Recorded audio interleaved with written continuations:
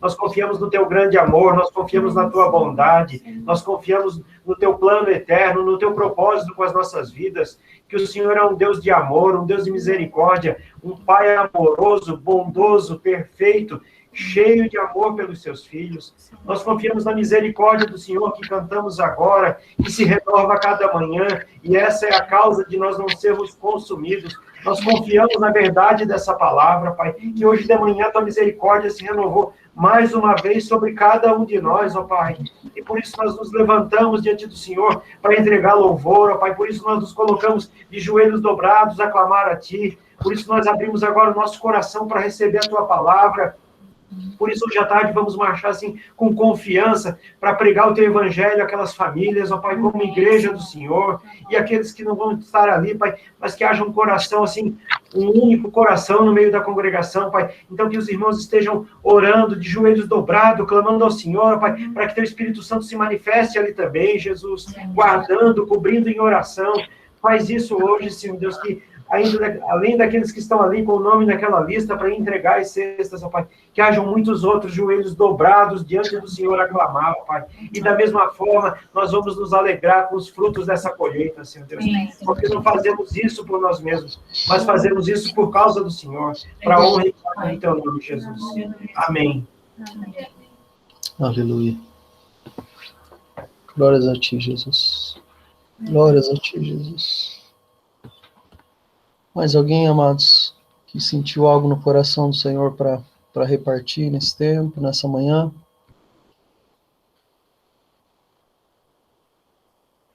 Se tiver, meu amado, por favor, tenha liberdade no Espírito para abrir seu microfone e repartir conosco, né, com a igreja, com a família que somos, né? Com toda a liberdade que o Senhor nos dá, né? Que a gente sempre teve. Que assim seja, né? Então, essa madrugada, Alessandra, eu estava orando, né? Pedindo a Deus que graça por todos nós. E aí tocou no meu coração, assim, uma canção, a canção mais linda que a família pode ter, que pode ouvir. É o portão de sua casa, o barulho do portão da sua casa, quando o seu filho volta para dentro de casa. E no que você abriu a oração hoje, você fala de Abrão. Ele entrega seu filho. E é o que a gente faz todos os dias. Nós entregamos nossos filhos. E agradecemos ao Senhor a hora que o portão canta, que é o retorno deles. Então, Deus tocou isso para mim essa noite, assim, eu amanheci assim com esse pensamento. E deu tão certo que você abre a oração falando do amor de Abrão pelo seu filho, do amor de Deus, né? Que ele teve, que ele estava entregando o filho. Então, é o que a gente faz. Entregar nossos filhos, né? E agradecer imensamente cada momento. Porque todos os dias nós os entregamos. Ele está levando muitos filhos de muitas mães. Mas todos, com a graça de Deus, orar e pedir a Deus que todos estejam ao lado dele.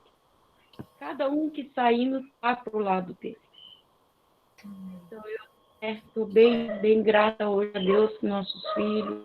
Orar por eles todos os dias, todas as horas. Em nome de Jesus. Amém, dona Cecília. Obrigado por repartir, viu?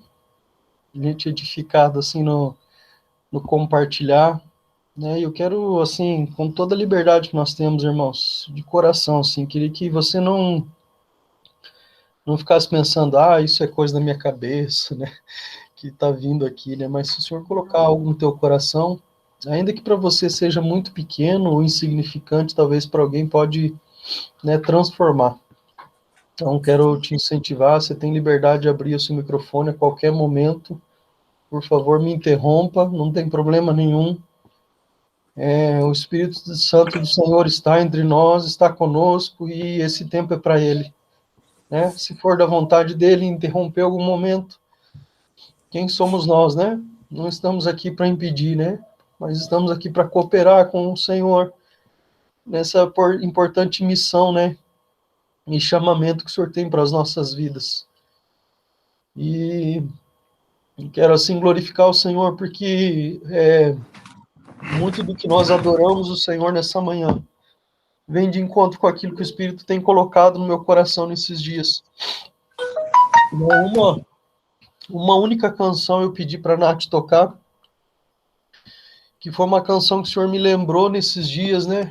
Graças a Deus o Senhor tem nos levado, assim, eu e Simone, a termos um tempo maior de oração juntos, né, como casal, né, por nossa casa, pela igreja, cobrindo a vida uns dos outros, né, conhecendo os irmãos e conhecendo a necessidade de cada um, como muitos de nós, né, oramos juntos essa semana, né, com os jovens aí, orei com o Nicolas, orei com o Caio, orei com o Mateus, além da oração dos homens, então a gente vai recebendo uma carga de oração, e graças a Deus o Senhor nos tem levado a um tempo maior, sabe, nesse sentido, e o Senhor me lembrou dessa canção nessa manhã, né, nesses dias, né, num dia da semana, acho que se não me falha a memória, foi quarta-feira, e eu fiquei olhando para fora, assim, olhando o céu azul, o sol lindo, as árvores verdes, assim, fiquei contemplando a criação do Senhor, e me veio essa canção do Asaf, assim, que é muito antiga, acho que muitos de nós conhecem, né, pelo menos os que têm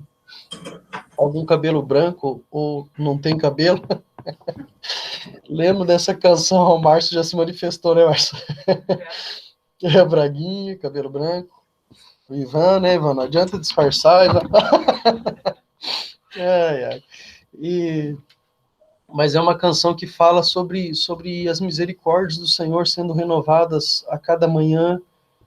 E ele declara na canção dos lírios do campo, ele declara na canção dos pássaros dos céus, e é um texto que, depois de ter lembrado dessa canção, nós começamos a orar. O Senhor colocou muito forte no meu coração, Mateus 6, versículo 33, né, sobre buscar o reino de Deus em primeiro lugar e a sua justiça, e todas essas coisas, né, a gente vai ler o texto um pouquinho mais amplo, né, abrindo um pouco mais, vão ser acrescentadas sobre as nossas vidas, né, e aí depois dessa canção, as outras canções que a Nath foi inspirada pelo Senhor a escolher, fala de um rei, né, tu és o rei, e ninguém pode mudar isso, né, o Sucimir vem, né, e na oração dele, até um pouco antes da gente começar a orar, ele tinha falado sobre isso, né, de uma canção que ele ouviu, que ele é rei ontem, hoje e eternamente será rei, que ele reina de eternidade a eternidade, oramos sobre isso. Aí tem outra canção que fala que às vezes a gente fica fazendo coisas para o nosso próprio prazer, enquanto tem muita gente ansiosa por aí, não sei se você lembra da letra da canção, né? Ansiedade, inquietude. E aí, depois desse tempo de oração, vem o Márcio e lê o texto de Filipenses, né? E principalmente o versículo 6 do capítulo 4 diz assim: não estejais inquietos ou ansiosos, como a versão que ele leu, por coisa alguma. Antes, as vossas petições sejam em tudo conhecidas diante de Deus pela oração ou através da oração e súplica e com ações de graças. Né? Fala de um tempo de se dobrar diante do Senhor, colocando as nossas petições, aquilo que está no nosso coração diante do Senhor por meio da oração, e fala para a gente fazer isso com gratidão. Sucimir, você quer falar, meu querido? Você abriu aí? Desculpe. Queria, sim. Se tinha falado, se tinha algum testemunho, alguma coisa para comentar. Também. Eu estava lendo hoje sobre uma menina que ela decidiu usar uma máscara escrito Jesus te ama. Jesus, desculpa, até Jesus que parte vocês ouviram? Não, Jesus te ama, o Nath me falou aqui do lado. Isso, na máscara dela estava escrito Jesus te ama, em rosa, né? E daí a escola proibiu, dizendo que era proibido usar mensagens políticas ou religiosas, né? E a menina, ela assim foi, contou para a mãe, e a ADF, que eu acredito que é a associação cristã deles lá, eles entraram em contato com a escola e permitiram essa menina usar a mensagem. Só que nessa mesma escola, várias mensagens também eram proclamadas, né, como Black Lives Matter, como algumas relacionadas a movimentos feministas, e só essa, basicamente, dentro desse contexto, foi proibido. Então, assim, muitas vezes Deus nos pede coragem para nos posicionar em certos ambientes, e a gente tem que ter essa coragem de se manter firme e se manter fiel ao Senhor para proclamar a mensagem dele, embora existam movimentos adversos. Eu estava fazendo o devocional dessa semana sobre Esther, e uma das coisas mais interessantes que a gente vai abrir sobre o reino, Esther estava sobre o governo de um rei. Esther, mesmo sabendo que podia morrer, porque não era qualquer um que se chegava diante do rei, ela foi corajosamente diante do rei para salvar o seu povo e salvar o povo que Deus tinha escolhido sobre o custo de sua vida, pedir ao rei misericórdia ao povo judeu da época. Esther demonstrou humildade, coragem, fidelidade e sabedoria, porque ela escolheu muito bem as palavras que ela ia diante do rei ao qual ela servia, né? E quanto mais nós que temos um rei que é Deus, né? Amém. Amém. Qual coragem a gente tem que manifestar no dia a dia nosso? Amém. Amém. Amém, Simir. Obrigado por compartilhar, meu querido. Viver o reino de Deus não é para qualquer um, né? Para corajosos, né?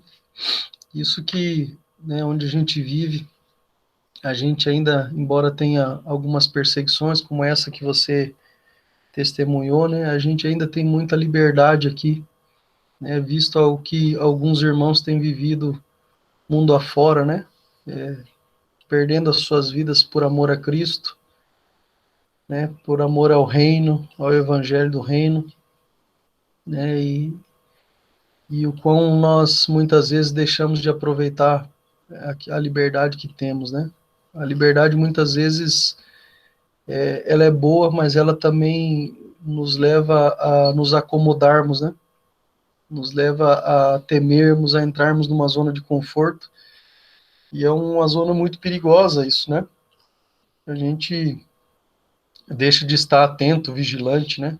Quando você está sobre risco, você está mais atento, né? Se você está dormindo numa casa que você sabe que não tem muros, portões ao redor, note que teu sono fica mais leve, né? Você fica atento a qualquer barulhinho, né? Qualquer movimento.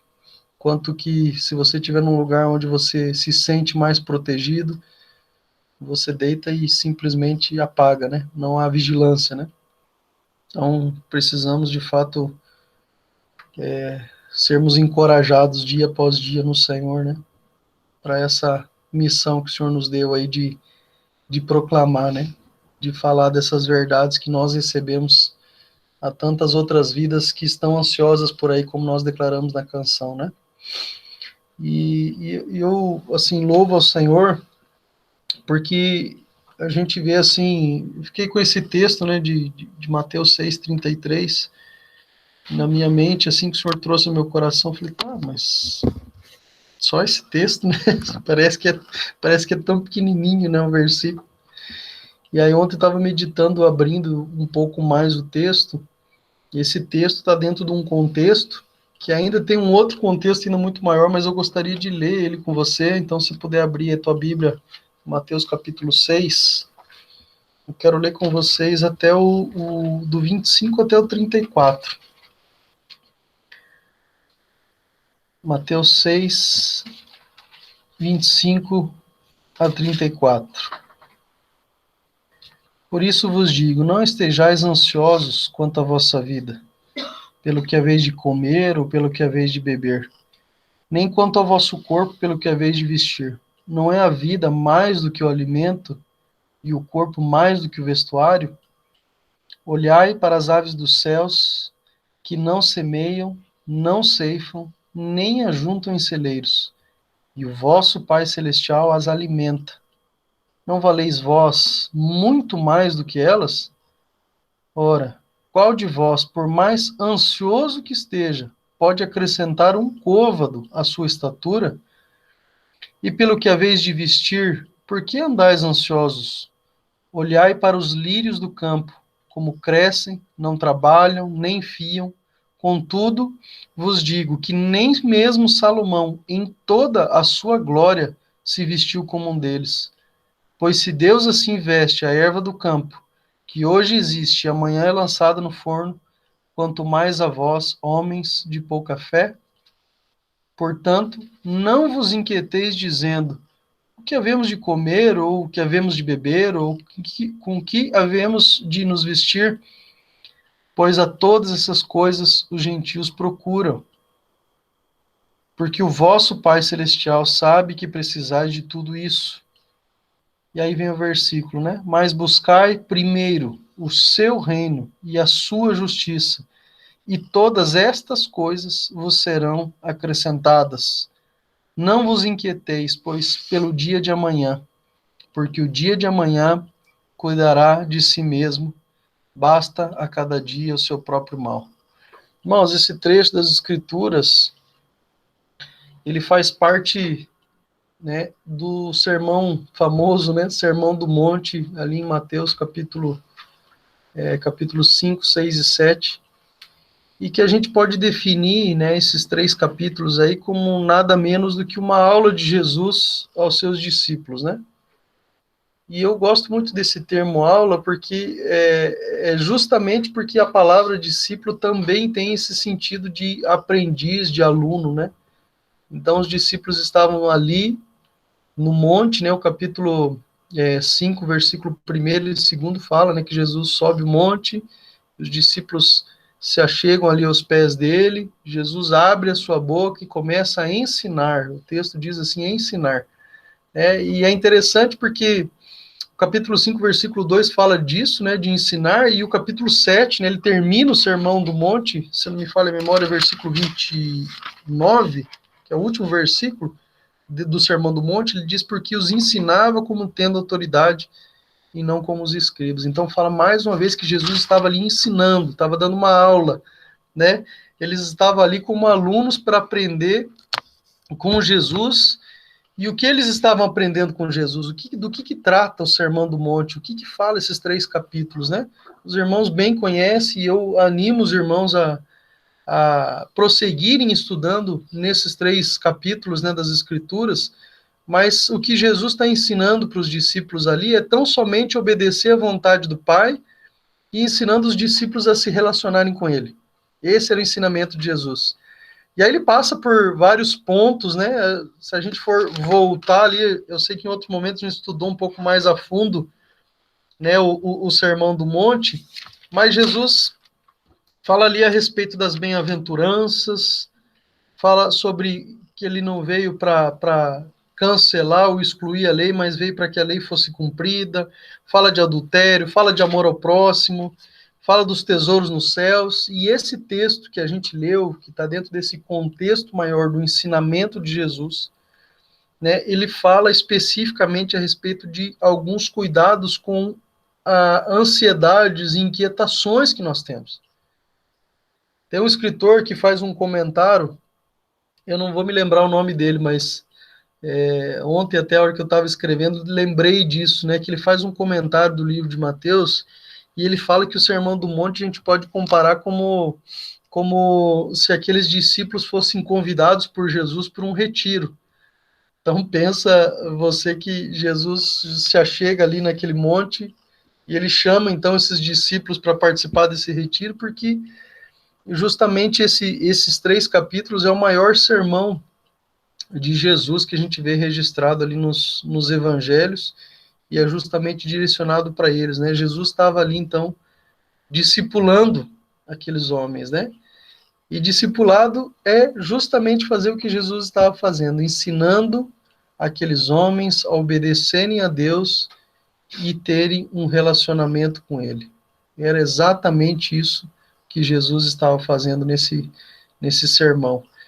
Lembra lá de Mateus 28, versículo 20, que ele fala, né, para a gente ir fazer discípulos, e aí o versículo 20 diz, ensinando-os a guardar todas as coisas que eu os tenho ordenado, ou todas as coisas que eu vos tenho ensinado.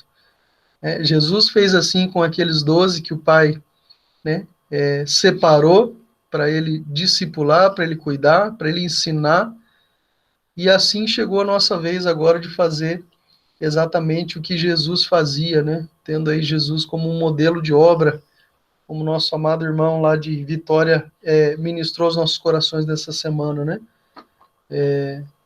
Precisamos discipular, precisamos ensinar uns aos outros, né, a obedecer à vontade de Deus e nos relacionarmos com Ele. Então, é claro que assim, eu estou falando do Sermão do Monte, mas eu não tenho não quero ficar abrindo aqui o Sermão do Monte, porque não é essa a ideia, né? Mas eu só quero deixar claro que o Sermão do Monte é um ensinamento de Jesus e é um ensinamento destinado especificamente aos discípulos. Então, portanto, isso é para nós, isso é para as nossas vidas, que somos discípulos de Jesus, né?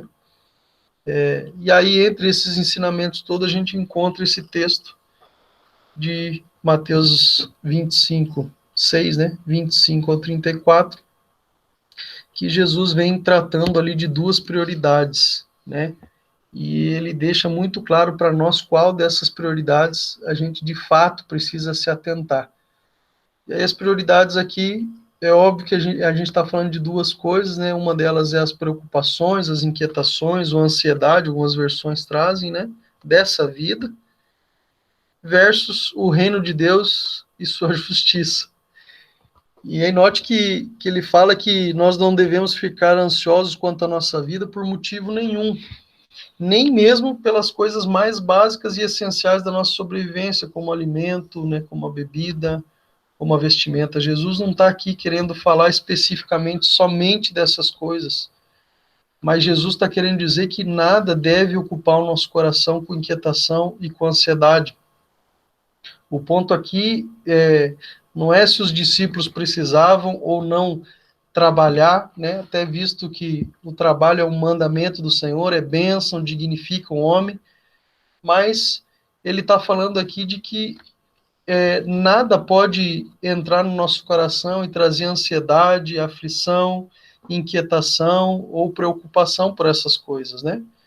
A própria palavra preocupação fala de algo que a gente se ocupa de forma antecipada, né? É uma pré-ocupação, você já está, antes das coisas acontecerem, você já está ruminando como vai ser, o que eu vou precisar, e isso gera inquietação, né? O Jamê, em outro momento, falou que estudou um pouco sobre ansiedade, e ele trouxe uma definição de ansiedade como a gente querer controlar o incontrolável. E, de fato, tem coisas que não estão nas nossas mãos, né? O texto ali, Jesus termina no versículo 34 dizendo para a gente não se inquietar nem pelo dia de amanhã. Não está dizendo que não é para você se planejar, não é nada disso, né? Se organizar, né? Em relação ao trabalho e tudo mais, né? Mas que a gente não pode se preocupar no sentido de nos roubar daquilo que verdadeiramente é importante para a nossa caminhada, que é o reino de Deus, que é a sua justiça. Então, quando ele fala sobre esses pontos, talvez nenhum de nós esteja ansioso por eles, né? Falando de comida, de bebida, de vestimento, não sei se você está ansioso ou inquieto por algum desses três motivos que ele cita aqui, né? Mas a questão é que a gente precisa ter clareza de que qualquer tipo de ansiedade ou inquietação nos roubam daquilo que é essencial, amados. Jesus, se a gente olhar para as Escrituras, fala justamente isso para Marta, né?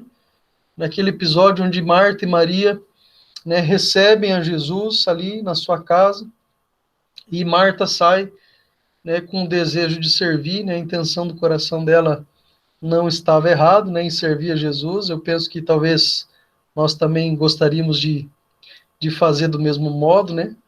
Se nós servimos uns aos outros, você imagine recebendo Jesus na sua casa, né?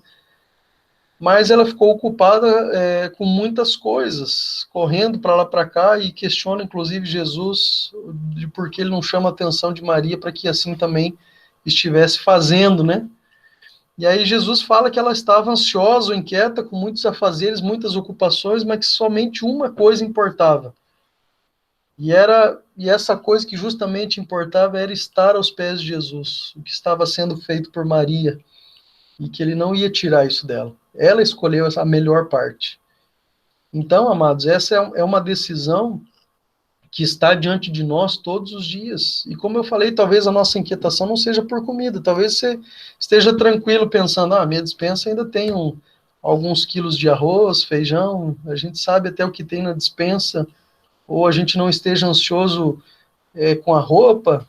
Às vezes a gente fica até meio sem saber o que colocar, né, quando está diante de tantas coisas nos nossos armários, né, mas talvez isso, a nossa preocupação seja, será que isso combina com aquilo, né, mas não de pensar que eu vou chegar lá no meu armário, vou abrir e não vai ter nada para me vestir. Eu acho que não é o caso de nenhum de nós, né, e louvado seja o Senhor por isso, mas existem tantas outras coisas, amados, que podem trazer uma inquietação, uma ansiedade no nosso coração e podem nos fazer ter atitudes semelhantes a Marta, ainda que com um desejo correto de servir, pode nos tirar daquilo que é essencial, daquilo que é melhor, daquilo que verdadeiramente importa. Então, se a nossa confiança, amados, estiver em outro lugar que não for em Deus, certamente isso vai gerar ansiedade no nosso coração, porque as outras coisas são muito instáveis. Há uma instabilidade em qualquer outra coisa. Quando a gente vê lá a passagem lá do jovem rico, né, que chega diante de Jesus perguntando como herdar a eternidade, a gente vê que havia no seu coração uma abastança tão grande, uma abundância tão grande de riquezas, que isso trazia preocupação e inquietação ao coração dele, e ele escolheu viver isso, mas escolheu não desfrutar daquilo que verdadeiramente importava, escolheu não ouvir, né, com o coração aquilo que Jesus falou, porque o coração dele já estava ocupado com tantas outras coisas que não havia espaço para mais nada que fosse contrário ao que já estava dentro de si. Né? A oração da Simone antes, né, falava justamente a respeito disso, de que quantas vezes a gente quer fazer a nossa própria vontade, de quantas vezes a gente não gosta de ouvir coisas que a gente precisa ouvir. Né? E aqui fica um ponto de atenção para nós, porque às vezes o nosso coração é convicto daquilo que a gente tem como riqueza, como posse, como convicção, como certeza, como estável, que as coisas que a gente precisa ouvir não entram, porque o nosso coração está cheio disso. O que aquele jovem deveria ter feito era ter colocado para fora aquilo que para ele era a estabilidade, que eram suas riquezas, suas posses, e deixar a verdade do Senhor entrar, porque a verdade é libertar a vida dele. Não é isso que aprendemos em João 8,32, né? Quando a gente conhecer a verdade vai nos libertar. E, amados, quando a gente fala de libertar, a gente está falando de nós mesmos, porque o nosso coração inclina para o mal, é enganoso, quer fazer a nossa própria vontade, os nossos próprios deleites, né? O próprio Senhor fala disso, que a gente ora e não recebe, porque a gente pede mal, a gente pede para satisfazer a nossa vontade. Mas quando a nossa oração, amados, estiver de acordo com aquilo que está no coração do Senhor, amados, o nosso Pai nos dá. Não é para nós, é para os outros. Se a gente pensar que o Senhor me chamou para servir ao outro e me preocupar com a necessidade do outro, né? E se todos nós pensarmos assim, ninguém vai ter falta de nada. Acaso a gente não conhece uma igreja que viveu essa verdade lá em Atos? Né? Quando o Jamê falava esses dias para nós, né, sobre voltar à normalidade, ele não está falando da normalidade de 2019, porque aquela não era a igreja normal, pelo simples fato de estarmos reunidos todos no mesmo lugar. Mas ele fala que a gente precisa voltar um pouquinho mais, lá no primeiro século, para viver essas verdades, que não havia falta de nada para ninguém, porque tudo era comum entre eles. Amados, se eu me preocupar com a tua necessidade, e se você se preocupar com a minha necessidade, qual de nós vai passar a necessidade, vamos dizer, né? Parece até uma redundância, mas nenhum de nós vai ter, porque eu vou estar suprindo a tua vida, assim como você vai estar suprindo a minha. Isso é corpo de Cristo, isso é viver o reino de Deus. Né? Isso é viver o reino de Deus. Então, no meio de tudo isso, amados, Eu volto a reafirmar aquilo que Sucimiro falou no começo: Deus é o mesmo ontem, hoje e para todo sempre será o mesmo. Um Deus que cuida de nós. Olha o que essa canção diz: olhai os lírios dos campos e os pássaros dos céus. Deus cuida de todos eles com fidelidade e amor. Não semeiam, não ceifam, mas eles refletem o que, amados? Eles refletem a glória de Deus a cada dia. Querido, se Deus faz assim, se Deus reflete a sua glória por meio dos pássaros dos céus, dos lírios dos campos, quanto mais conosco, amados, que somos a coroa de toda a sua criação, acaso o Senhor não vai refletir a glória dele por meio das nossas vidas? Então, nem Salomão, até o texto diz, né, que com toda a sua glória se vestiu em riqueza, né, não se vestiu com a beleza de um lírio, que hoje está lindo, resplandecente, e amanhã está seco, né? E a palavra, inclusive, menciona as nossas vidas, né, como a relva do campo, né, que um dia está florida, bonita, outro dia está seco e é levado pelo vento. As nossas vidas são assim, amados. Se o Senhor reflete por meio do lírio da sua criação, de toda a sua criação, e eu quero animar os irmãos de que é um tipo de adoração que comumente a gente não usa, né? Mas de adorar o Senhor por contemplação, por tudo aquilo que o Senhor tem feito, amados. Olha ao teu redor, que a gente possa olhar com menos pressa, vamos dizer, não é com mais, é com menos pressa para aquilo que Deus criou, né? Para os céus, para as nuvens, para o verde, para o lírio do campo, para os pássaros, né? E aí Deus assim vai usar as nossas vidas, né? O versículo 32, Jesus declara que Deus sabe que nós necessitamos de todas essas coisas, e aí põe um fim nessa conversa, né, de ansiedade, de inquietação, né? Ele diz assim: porque todas essas coisas os gentios também procuram. Os gentios, amados, são aqueles que não conhecem o Senhor. Gentios são aqueles das gentes que não têm essa intimidade e comunhão que nós temos com o nosso Deus. E aí ele continua dizendo o texto assim: de certo o vosso Pai Celestial bem sabe que necessitais de todas essas coisas. Então ele põe um fim nessa conversa dizendo assim: olha, vocês estão preocupados, inquietos, ansiosos com essas coisas, Deus sabe que vocês precisam dessas coisas. E ponto. Ele termina a conversa, né? Ao contrário de...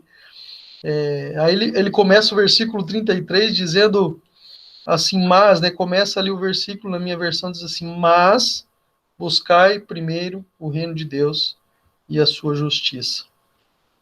Esse mas aqui, amados, é uma conjunção e traz a ideia aqui de oposição, de contrariedade, né? Você está falando uma coisa e quando você usa essa conjunção, que na verdade o nome mais correto, me corrija se eu estiver errado, e os professores, né, que tem conosco, é uma conjunção adversativa, né? Que fala justamente ao contrário daquilo que estava sendo dito até ali. Então Jesus põe um ponto e fala assim: ó, o Senhor sabe que vocês precisam de todas essas coisas, mas ao contrário de estar ansioso, ao contrário de estar inquieto com todas essas coisas, né, que não são somente as básicas da nossa vida, mas qualquer coisa, buscai em primeiro lugar o reino de Deus e a sua justiça, e todas as outras coisas, ou todas estas coisas que vocês precisam vão ser acrescentadas, porque o Pai sabe que nós precisamos de todas essas coisas. E o interessante aqui, amados, que esse versículo 33, quando ele diz assim: buscar em primeiro lugar o reino de Deus e sua justiça, ele não está falando num sentido figurativo aqui. A gente já falou em outro momento que às vezes a gente costuma usar muito relativismo, né? Usando algumas frases que geralmente a gente usa: estava todo mundo na reunião. Todo mundo quem, né? 7 bilhões de habitantes, sei lá quantos bilhões tem de habitantes na Terra, né? Mas a gente usa esse termo se referindo ao grupo que congrega junto, ao nosso grupo, vamos dizer, né? Mas na palavra não existe relativismo. Quando Deus fala buscar em primeiro lugar o reino de Deus, é porque isso precisa ser prioridade, porque isso é a essência. Lembra? Voltamos lá para Jesus falando para Marta.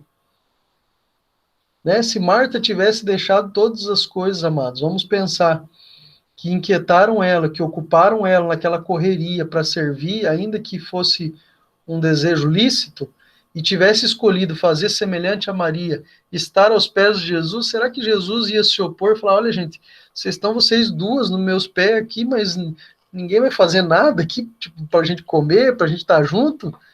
Certamente o Senhor não se oporia, né, ia se opor a esse posicionamento se Marta tivesse, né, amados? Porque a comida de Jesus era fazer a vontade do Pai, como ele mesmo declara. Então, isso deve mover os nossos corações, amados. Buscar o reino de Deus em primeiro lugar e sua justiça, porque as coisas que muitas vezes inquietam o nosso coração, o Senhor há de acrescentar. E eu creio que assim como na minha casa, também na sua, não tem faltado nada. O Senhor tem sido fiel nas coisas que nós entendemos como básico para a nossa vida, como comida, bebida, vestimenta, mas eu creio, amados, que nós temos experimentado muito mais da fidelidade do Senhor em tantas outras áreas, né, ao ponto de podermos repartir. Que assim seja todos os dias, né? Em nome de Jesus. Existe um irmão que uma vez falou, né, que nós precisamos nos preocupar com as coisas do Senhor, que ele cuidar, né? Nós precisamos cuidar das coisas do Senhor, porque ele vai cuidar das nossas. E é mais ou menos isso que o texto está dizendo aqui, né? Olha, vamos buscar em primeiro lugar o reino de Deus e sua justiça. Deus vai fazer todas as outras coisas. Deus vai nos acrescentar todas as outras coisas, né? E isso precisa ser, meus queridos, desculpe, aquilo que move o nosso coração.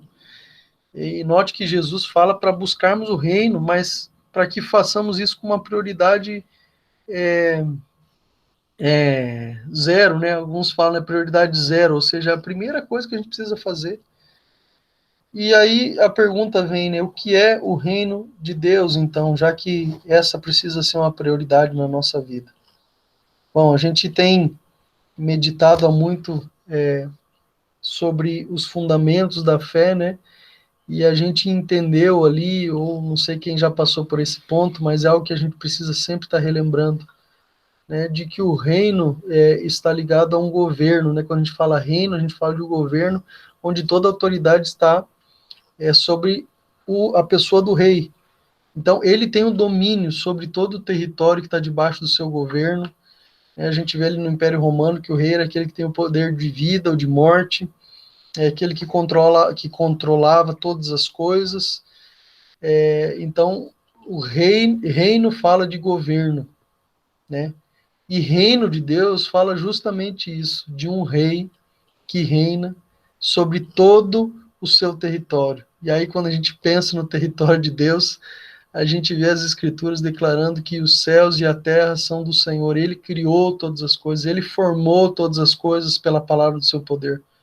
Fala que os seus olhos cobrem toda a terra. Então, quando a gente fala do reino de Deus, a gente está falando do governo de Deus, daquele que tem toda a autoridade, todo o domínio, todo o poder, né? E sobre toda a terra, sobre tudo que há na terra, né?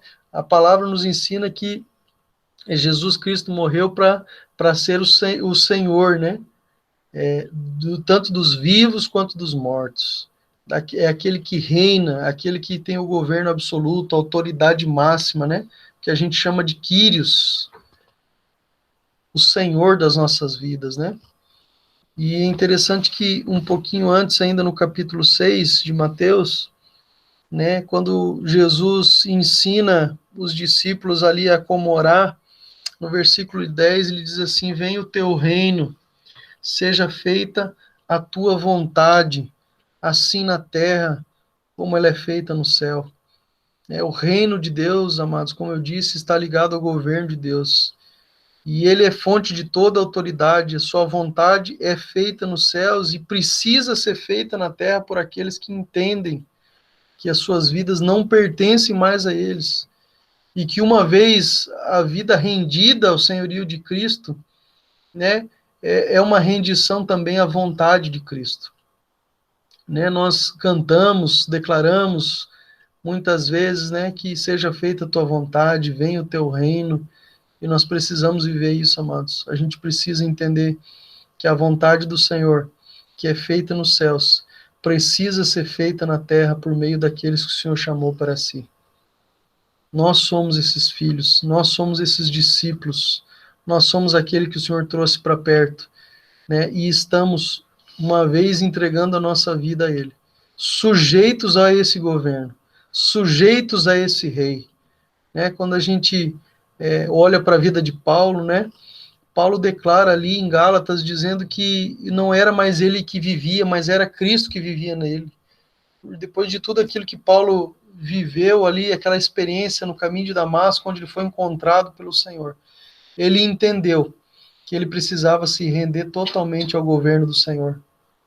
Quando o Senhor o encontra, ele pergunta: quem és tu, Senhor? Né? Ele já reconhecia que era uma autoridade sobre ele, e aí então Paulo, né, se dobra diante do Senhor, tem toda aquela experiência com o Senhor, e a partir daquele momento, Paulo tem essa clareza, essa convicção de que pode declarar que a vida dele não é mais vivida por ele, mas por Cristo, que agora está habitando dentro do seu coração. Esse é o reino de Deus, amados, esse é o governo de Deus, é abrir o nosso coração e realmente permitir que Deus governe as nossas vidas, que Deus direcione as nossas vidas, porque Ele é a fonte de toda autoridade. Ele é o Senhor, Ele é o Quírios, Ele é a autoridade máxima, Ele é o governo absoluto. E se nós nos posicionamos em Deus, de entregar as nossas vidas a Ele, amados, nós não temos mais o direito de conduzir da nossa maneira. E quando eu digo isso, queridos, eu estou dizendo em todas as áreas das nossas vidas. Nós não podemos tomar de volta, porque nós entregamos o controle, o governo, a direção das nossas vidas a quem é devido. Jesus sentando no trono. Jesus nos conduzindo. Então, esse é um chamamento, amados, para todos nós vivermos verdadeiramente o evangelho do reino de Deus, proclamando e ensinando aos outros. É a respeito disso que Jesus fala em Mateus capítulo 28, no final, ali nas suas instruções finais aos discípulos, dizendo que a gente pudesse ser esses verdadeiros discípulos, dizendo que nós precisaríamos proclamar o evangelho, fazer discípulos, dizendo que nós precisamos batizar em nome do Pai, do Filho e do Espírito Santo, e também ensinar outros a fazerem o mesmo. Dessa forma, amados, cumprindo com essa ordenança do Senhor para toda a igreja, como a Nath orou, né, nós seremos verdadeiramente discípulos de Jesus e vamos levar outras pessoas a serem também. Né? A nossa missão está justamente na proclamação e no ensino. Está justamente no querigma, né, que fala de proclamação, e está no didaquê, que fala do ensino. Então, proclamar e ensinar, né? Para fazer discípulos, a gente precisa verdadeiramente ser discípulos, né? E uma das maiores dificuldades para viver verdadeiramente o reino de Deus é admitir que não sou eu, mas eu que senta no trono e que eu preciso assumir o meu lugar, que é a cruz de Cristo. Que eu preciso mortificar minha carne em todo o tempo para que a vontade boa, perfeita e agradável do Senhor seja estabelecida aqui na terra, como ela é feita no céu, né? Em João 3, versículo 3, tem aquela conversa, né, de Jesus com Nicodemos, onde Nicodemos questiona como pode um homem já, né, avançado, idade grande, nascer novamente. E aí Jesus responde para ele dizendo: em verdade te digo que se alguém não nascer de novo, não pode ver o reino de Deus. Olha que quão sério é isso, amados. Jesus fala que somente aqueles que nascerem de novo poderão ver o reino de Deus. E que por meio de muitas tribulações, um texto de Atos que eu gostaria de ler com vocês também, que por meio de muitas tribulações que nós precisamos passar, que é necessário passar, a gente vai entrar no reino de Deus. Ou seja, aquele que não morrer para a sua natureza, amados. Novo nascimento fala justamente de abandonar uma velha prática. Fala do sepultamento da velha natureza, do velho homem, a natureza caída, pecaminosa, né? E aquele que não tomar a sua cruz, aquele que não negar a si mesmo, aquele que não diminuir para que o Senhor cresça, não verá e tampouco não entrará no reino de Deus. É algo muito sério, queridos. Atos, capítulo 14. Se você puder ir abrir aí comigo. Atos 14, do 19 ao 28, diz assim. Atos 14, 19 ao 28.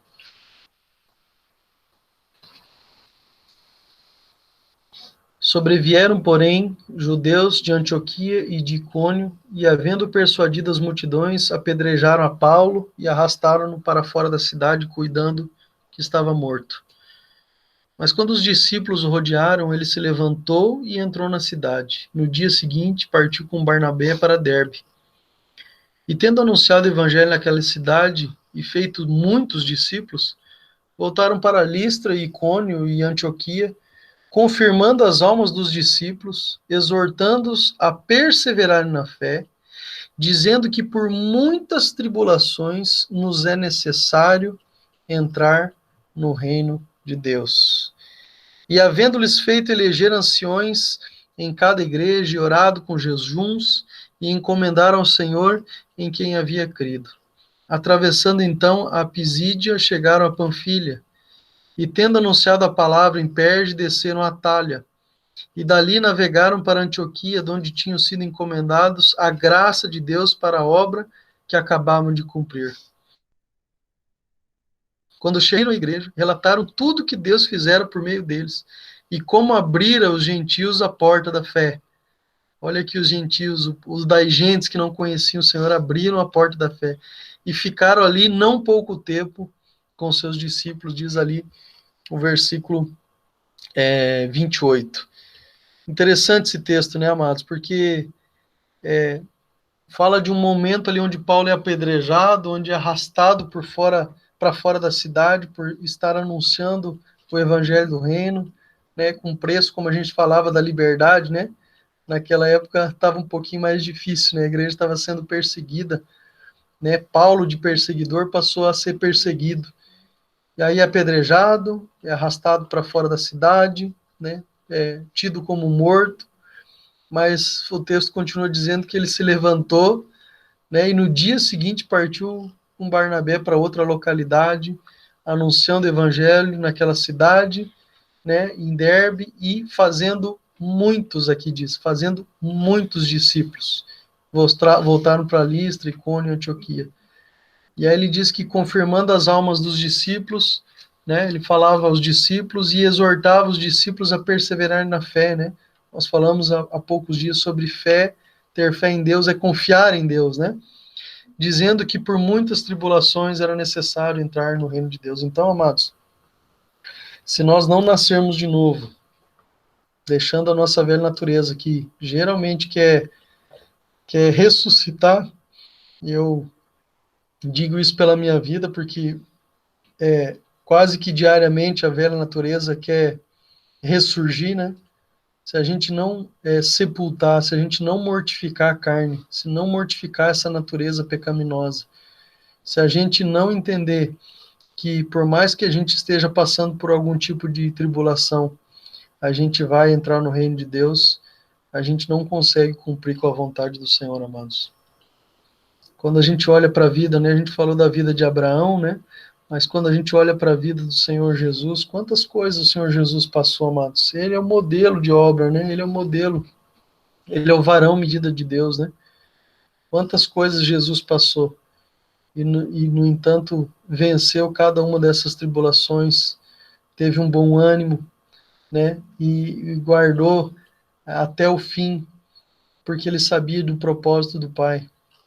O quanto nós conhecemos do propósito de Deus, o quanto nós conhecemos da verdade de Deus para guardá-lo no nosso coração e para perseverar nessa caminhada, sabendo que vale a pena, que Deus tem um plano que quer usar as nossas vidas, amados. Tem um texto também de Romanos 14, verso 17, é um versículo apenas, e eu queria encerrar esse tempo, né, com esse versículo, falando, quando Paulo declara aqui nessa carta aos Romanos, falando a respeito do que é o reino de Deus, né? Aquela pergunta inicial que a gente fez. Então ele fala o que não é e fala o que é também o reino de Deus, né? Ele diz assim no texto: porque o reino de Deus não é comida e nem bebida.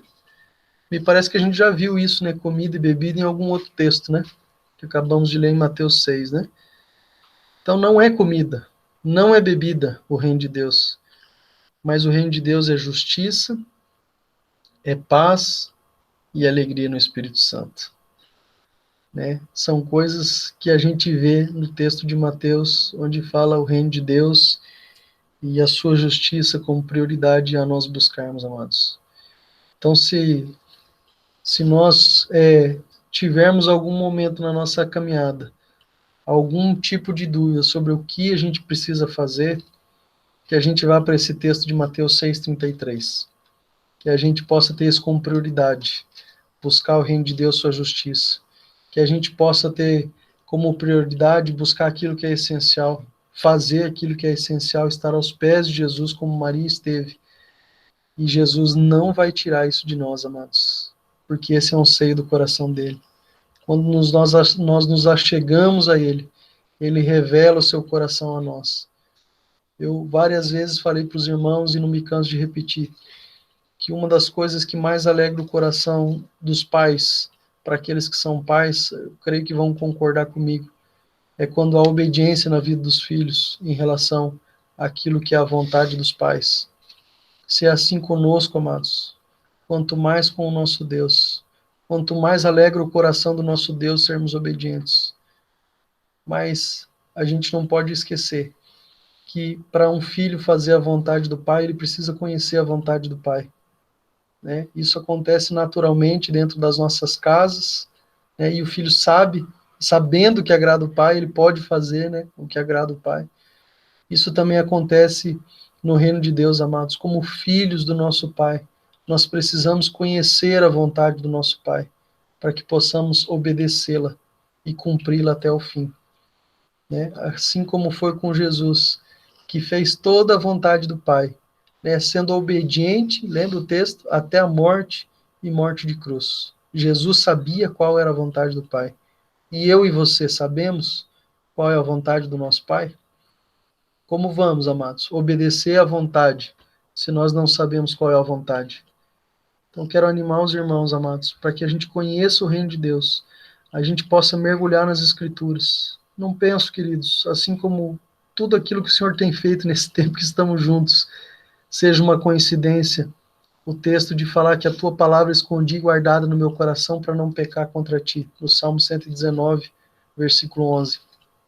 Que a gente possa mergulhar nas Escrituras para conhecer o reino de Deus, para conhecer a vontade de Deus, e aí sim, como filho obediente, eu possa caminhar nessas coisas, agradando o coração do Pai.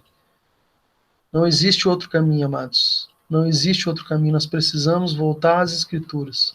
Nós precisamos gastar as nossas vidas em oração, que é um tempo de intimidade e comunhão com o nosso Deus, onde Ele se revela a nós, e nós podemos, como filhos, então, caminhar dentro daquilo que o Senhor colocar diante de nós. Esse é o nosso chamado, amados. Precisamos ser verdadeiros discípulos, para que por meio do Espírito Santo que habita em nós, como filhos obedientes que somos, venhamos a proclamar as verdades daquele que nos libertou das trevas para a sua maravilhosa luz, daquele que nos tirou da morte e da sujeira do pecado e nos trouxe para a vida, para uma vida de santidade, para uma vida de renúncia. E todos os dias, amados, nós precisamos priorizar esse tempo com o Senhor, porque só assim nós conheceremos o reino de Deus e poderemos proclamar, por meio do Espírito Santo, aquilo que o Senhor tem colocado sobre cada um de nós. Amém? Queria repartir isso com os irmãos, foi algo que, um versículo apenas que o Senhor colocou no meu coração nessa semana, e uma canção que encheram o meu coração. E eu rogo a Deus que continue enchendo, não só o meu coração, mas o coração de todos nós. A gente sabe que temos enfrentado um tempo um pouco mais difícil, principalmente em relação a estarmos juntos, e a gente bem sabe como é bom a gente estar junto, né?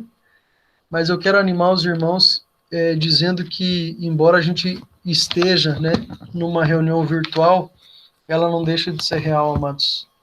Que a presença do Espírito Santo não deixa de ser real. A reunião é virtual, mas ela também é real. E que a gente possa viver essa verdade, né? Cada vez que o Senhor nos permitir estar juntos, repartindo aquilo que o Senhor tem acrescentado sobre a vida de cada um. Há riqueza no corpo de Cristo, amado, sobre a vida de cada um de nós. Mas nós precisamos olhar para o reino de Deus. Nós precisamos olhar para o governo de Deus sobre as nossas vidas e tomar nossa cruz. Enquanto a gente quiser fazer do nosso jeito, amados, a gente vai ter o nosso coração cheio de inquietações, ansiedades, às vezes por coisas tão simples, coisas que nós nem precisamos, não é assim? Mas quando nós verdadeiramente entendemos que existe um rei que habita dentro de mim e é debaixo da vontade dele que eu preciso caminhar, amados, quantas coisas o Senhor fará, quantos milagres o Senhor há de operar pelas nossas vidas, amados. Deus quer fazer, Deus quer se mover e Ele escolheu se mover e fazer por meio de mim e de você. Somos habitação do Senhor. Então que essa verdade entre nos nossos corações nessa manhã, de que nós um dia entregamos a nossa vida para o Senhor, de que nós não temos mais o controle das nossas vidas, de que esse controle está nas mãos do nosso Deus. O Ivan orou sobre isso no começo, falando que o domínio das nossas vidas está nas mãos do Senhor. O controle das nossas vidas está nas mãos do Senhor. E o meu pedido nessa manhã, para mim e para cada um de nós, é que a gente não venha tomar esse controle das mãos do Senhor, porque isso vai encher o nosso coração de medo, que é diferente de temor, de medo, vai encher o nosso coração de inquietação, vai encher o nosso coração de ansiedade, por coisas simples, coisas que não deveriam nos preocupar, porque Deus sabe daquilo que a gente precisa. Enquanto o caos está lá fora, a gente precisa se render na cruz de Cristo e deixar o Senhor conduzir as nossas vidas, porque grandes coisas o Senhor vai fazer. Olha que tremendo foi esse tempo que nós tivemos na semana passada. Olha que tremendo hoje, né, o Senhor repartindo seu coração por meio da vida do Sucimir, por meio de um texto através da vida do Márcio, por meio das orações, por meio da vida da Dona Cecília, por meio das canções, amados, é o corpo de Cristo. Ninguém detém a verdade sozinho, ainda que às vezes alguém conduza a reunião na palavra, no louvor, mas, amados, todos nós temos. E isso é o reino. O reino é isso, é viver juntos à vontade de Deus e termos um relacionamento íntimo e profundo com o nosso Pai. E isso nós só conquistamos, amados, quando nós conhecemos a vontade do Pai, quando nós tomamos a nossa cruz e quando nós desenvolvemos essa vida de oração e comunhão com Ele todos os dias. Amém? Quero animar o teu coração para a gente buscar a viver somente a vontade do nosso Pai. Ele habita em você, Ele habita em mim. Que nós possamos tomar o lugar que é nosso, que é a cruz, e deixar Ele nos conduzir em toda a sua vontade. Que ainda seja diferente da nossa, vai ser sempre melhor. Né? Eu creio, em nome de Jesus. Amém, meus irmãos? Não sei se alguém quer compartilhar alguma coisa nesse sentido.